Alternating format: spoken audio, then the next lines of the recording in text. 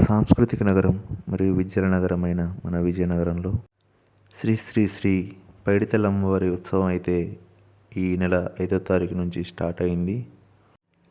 ఈ ఉత్సవం విజయనగరం ఉత్సవ్ యూత్ ఫెస్ట్తో మొదలై 6వ తారీఖు తొలేళ్ళోత్సవం, 7వ తారీఖు సిరిమానోత్సవం, 14వ తారీఖు తెప్పోత్సవం మరియు 21వ తారీఖు ఉయ్యాల కంపాలతో పూర్తవుతుంది. ఈసారి సిరిమాను విజయనగరం జిల్లా కంట్యాడ మండలం కొండతామరపల్లిలో మనకు లభించింది. ఈ ఉత్సవం కోసం ఊరు మొత్తం కళ్ళు మిరిమిట్లు గొలిపే కాంతులతో నింపేశారు.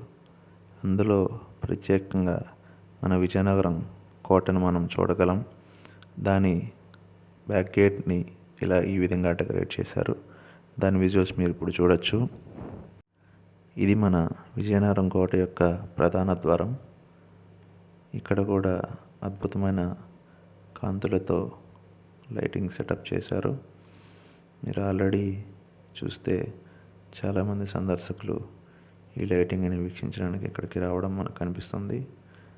దీంతోపాటు చాలా సాంస్కృతిక కార్యక్రమాలు కూడా ఇక్కడ మొదలయ్యాయి. మీరు అవి కూడా చూడొచ్చు.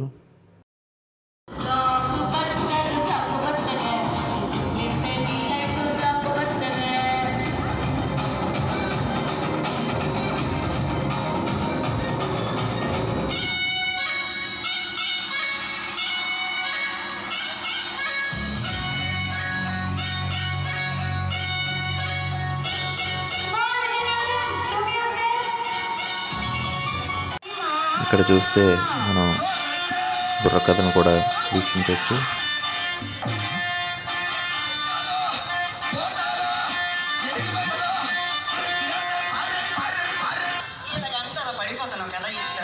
ఈ బుర్రకథను చూస్తూ ఎంజాయ్ చేస్తున్న ఒక వ్యక్తిని చూడండి.